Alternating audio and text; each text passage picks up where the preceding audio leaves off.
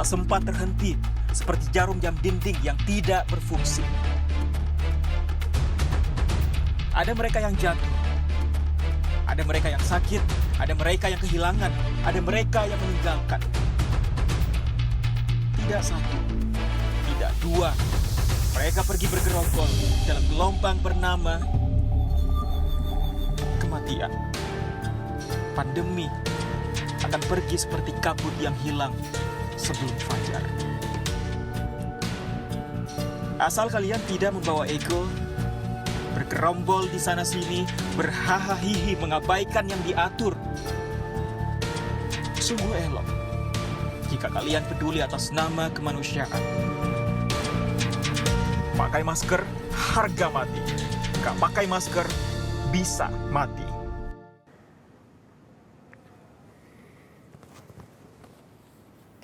Assalamualaikum warahmatullahi wabarakatuh. Selamat sore, salam sejahtera untuk kita semuanya.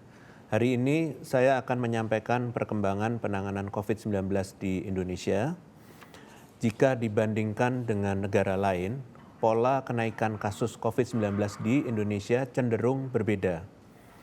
Puncak pertama di Indonesia terjadi bersamaan dengan puncak pertama di dunia dan beberapa negara lainnya, yaitu pada Desember 2020 dan Januari 2021. Hal ini terjadi karena periode Natal dan Tahun Baru yang terjadi hampir di seluruh dunia termasuk Indonesia. Namun, ketika dunia yang didominasi oleh kasus dari India melonjak pada bulan April 2021, Indonesia justru sedang berada di angka kasus yang sangat rendah. Sebaliknya, di bulan Juli, saat negara lain sedang turun kasusnya, Indonesia justru mengalami lonjakan kedua. Memasuki bulan Agustus, Indonesia sudah mulai turun dari lonjakan kasus kedua, namun dunia justru mulai memasuki lonjakan kasus ketiga, bebarengan dengan beberapa negara yang juga naik, termasuk negara tetangga seperti Jepang, Singapura, dan Malaysia. Adanya lonjakan kasus ketiga ini menjadi perhatian bagi Indonesia untuk tetap berhati-hati menyikapi penurunan kasus yang terjadi terutama dalam hal pembukaan aktivitas masyarakat. Berbagai upaya telah dilakukan oleh pemerintah Indonesia dalam rangka menurunkan kasus COVID-19 dari lonjakan kedua. Pengawasan protokol kesehatan ketat, pembatasan mobilitas, peningkatan testing COVID-19, serta penyediaan fasilitas kesehatan seperti tempat isolasi terpusat, serta penambahan tempat tidur dan alat kesehatan di rumah sakit telah dilakukan. Vaksinasi sebagai bagian dari pencegahan juga terus ditingkatkan jumlahnya. Hingga saat ini jumlah orang yang telah divaksinasi di Indonesia minimal dosis pertama telah mencapai 106 juta orang. Angka ini membuat Indonesia masuk ke urutan kelima di dunia sebagai negara dengan jumlah tertinggi orang yang telah divaksinasi. Untuk selanjutnya, pemerintah terus berupaya meningkatkan cakupan vaksinasi secara merata di seluruh wilayah Indonesia. Saat ini, kasus positif di Indonesia telah mengalami penurunan selama 13 minggu berturut-turut sejak lonjakan kedua.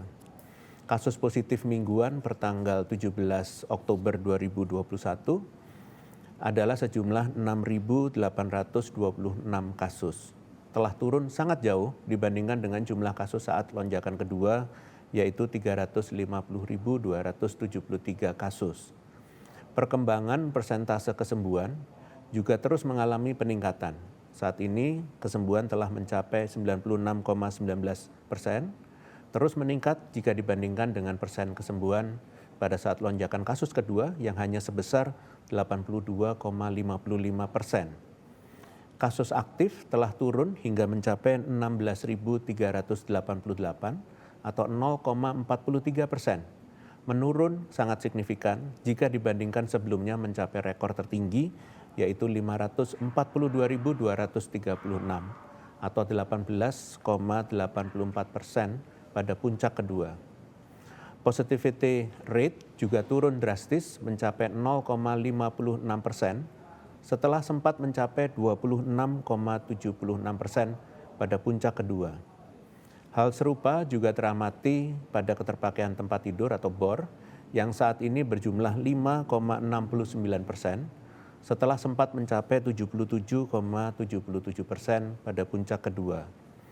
Menyadari bahwa kondisi yang saat ini sudah membaik merupakan hasil kerja keras menurunkan kasus, kebijakan pembukaan bertahap perlu dilakukan hati-hati agar kasus tidak kembali meningkat.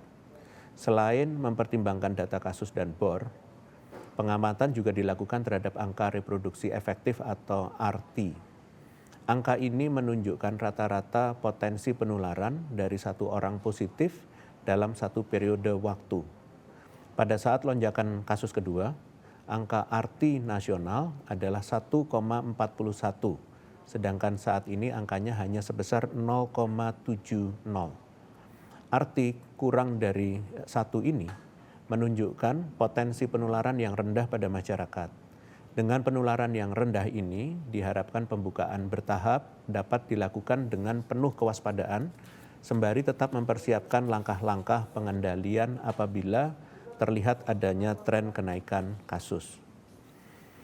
Selanjutnya, saya akan menyampaikan poin penyesuaian kebijakan pengendalian COVID-19. Yang pertama adalah PPKM level 1 sampai dengan 3 di wilayah Jawa Bali yang tertuang dalam Instruksi Menteri Dalam Negeri nomor 53 tahun 2021.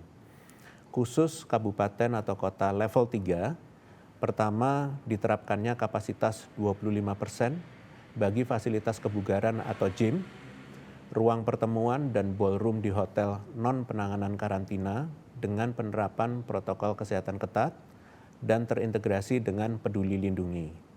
Kedua, resepsi pernikahan pun akan maksimal dihadiri dengan kapasitas 25%. Sedangkan khusus kabupaten kota level 2, pertama diizinkannya operasional tempat bermain atau tempat hiburan di pusat perbelanjaan dengan syarat orang tua harus mencatatkan alamat dan nomor telepon di fasilitas tersebut untuk memudahkan upaya tracing. Kedua, pusat kebugaran atau gym buka dengan kapasitas maksimal 50% dengan penerapan protokol kesehatan ketat dan penggunaan Peduli Lindungi. Yang ketiga adalah bioskop dapat beroperasi dengan kapasitas maksimal 70% pengunjung berstatus hijau atau kuning pada Peduli Lindungi. Dan yang keempat adalah anak-anak kurang dari 12 tahun diperbolehkan untuk memasuki tempat wisata dengan syarat didampingi orang tua dengan menggunakan Peduli Lindungi. Dan yang kelima adalah resepsi pernikahan dapat dihadiri maksimal 50% dari kapasitas. Khusus kabupaten kota level 1, pertama, operasional supermarket dan swalayan sejenis, serta pasar rakyat non-kebutuhan sehari-hari dapat dilakukan dengan kapasitas maksimal 100%. Kedua, mal atau pusat perbelanjaan lain dapat beroperasi dengan kapasitas maksimal 100%, dengan rincian tempat bermain atau hiburan anak bisa beroperasi dengan syarat orang tua harus mencatatkan alamat dan nomor telepon untuk mendukung upaya tracing. Ketiga, bioskop beroperasi kapasitas maksimal 70%, di mana anak usia kurang dari 12 tahun masuk dengan didampingi orang tua. Dan yang keempat, resto atau kafe diizinkan membuka layanan dine-in dengan kapasitas maksimal 75%, dengan waktu makan maksimal 60 menit, yang disertai protokol kesehatan ketat dan penggunaan Peduli Lindungi. Yang kelima, anak-anak usia di bawah 12 tahun boleh masuk ke tempat wisata dengan syarat didampingi orang tua dan terscreening dengan Peduli Lindungi. Yang keenam adalah pusat kebugaran beroperasi dengan kapasitas maksimal 75% dengan protokol kesehatan ketat dan screening Peduli Lindungi. Dan yang ketujuh, resepsi pernikahan dilakukan dengan maksimal pengunjung 75% dari kapasitas. Kemudian kedua, yaitu PPKM level 1 sampai dengan 3 di wilayah non-Jawa Bali yang tertuang dalam Instruksi Menteri Dalam Negeri nomor 54 tahun 2021, yaitu khusus kabupaten kota level 3. Pertama, perkantoran sektor non-esensial dapat beroperasi dengan maksimal pekerja yang menjalankan WFO, yaitu 50%. Yang kedua, Resto atau kafe beroperasi dengan kapasitas maksimal 50%, termasuk yang berada di dalam bioskop, dengan tambahan dapat melakukan pelayanan dine-in maupun take away atau delivery. Yang ketiga adalah fasilitas olahraga di ruang terbuka dapat dibuka dengan screening peduli lindungi dan penerapan protokol kesehatan yang diawasi oleh Pemda setempat berkapasitas 50%. Sedangkan hal yang sama diterapkan pada pusat kebugaran atau gym dengan kapasitas maksimal 25%.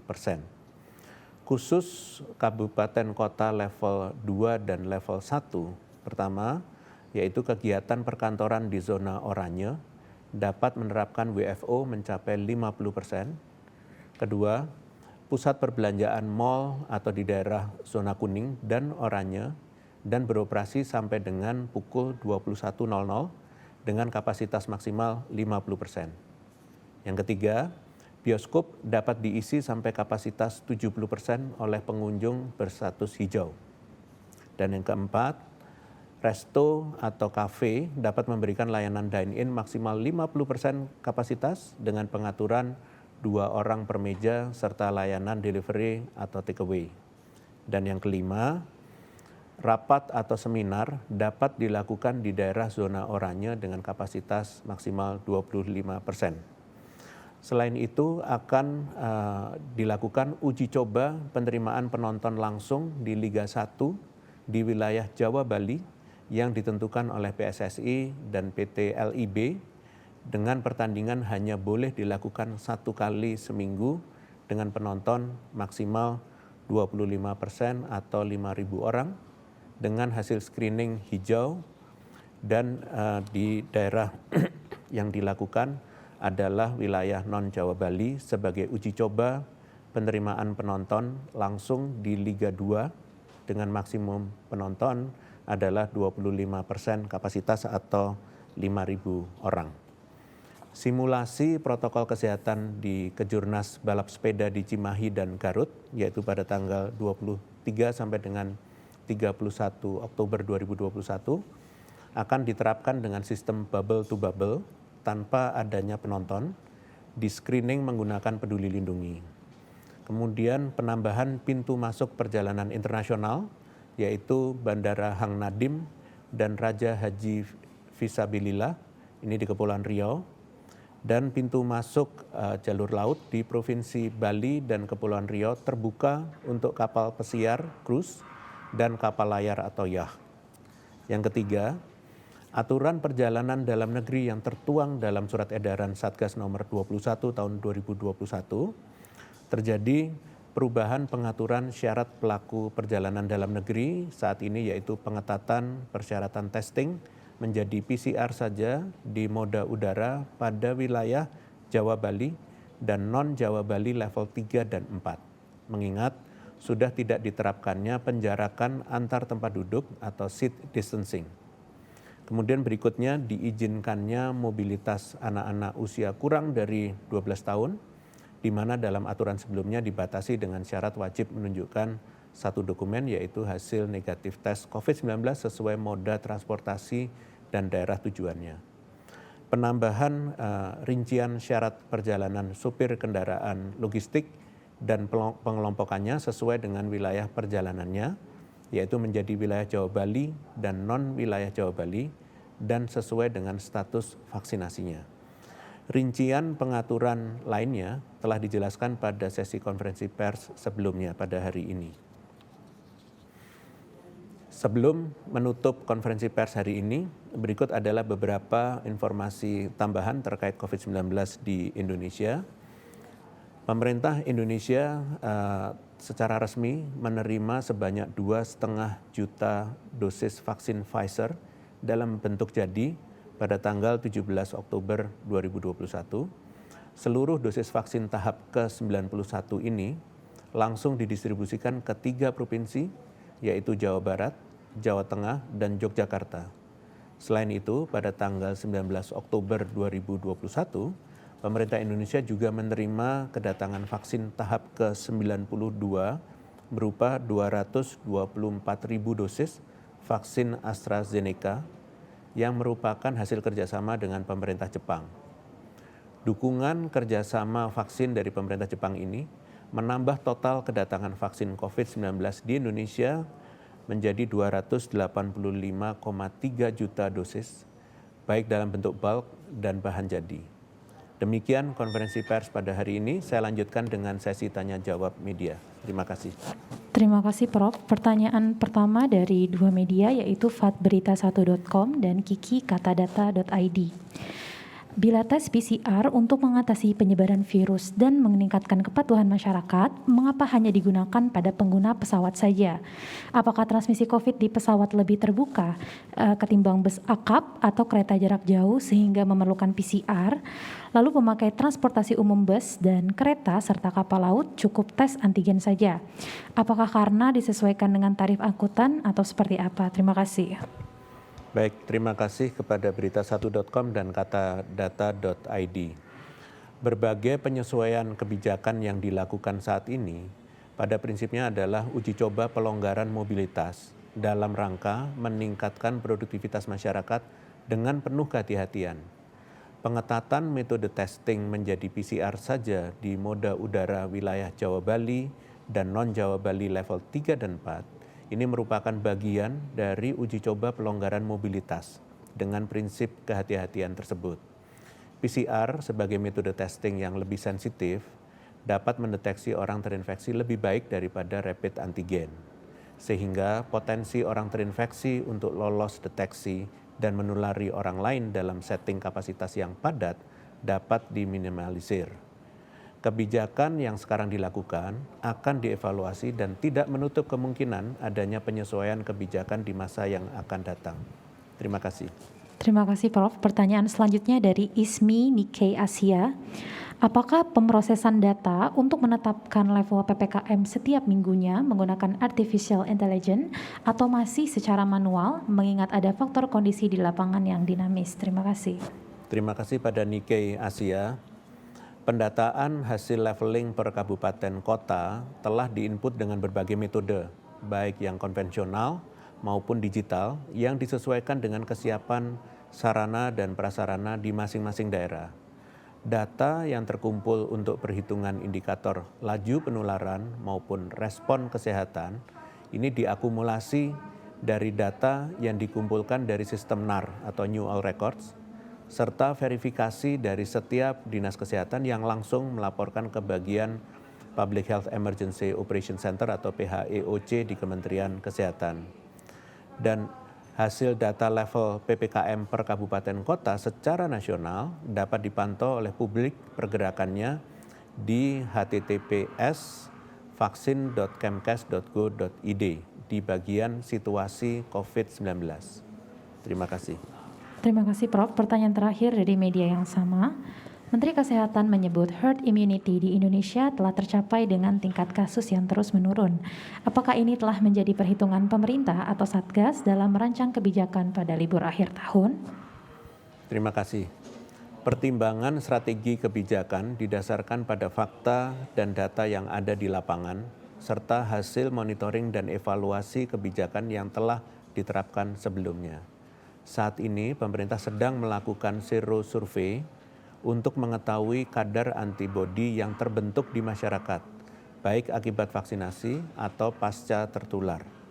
Selain itu, analisis data Peduli Lindungi digunakan untuk mengetahui efektivitas screening kesehatan yang digunakan di berbagai fasilitas publik. Kedua, hasil ini dapat menjadi dasar penentuan strategi pengendalian ke depan, khususnya pada periode kritis, yaitu libur Natal dan Tahun Baru. Terima kasih. Dengan demikian konferensi pers berakhir. Terima kasih atas perhatiannya. Wassalamualaikum warahmatullahi wabarakatuh.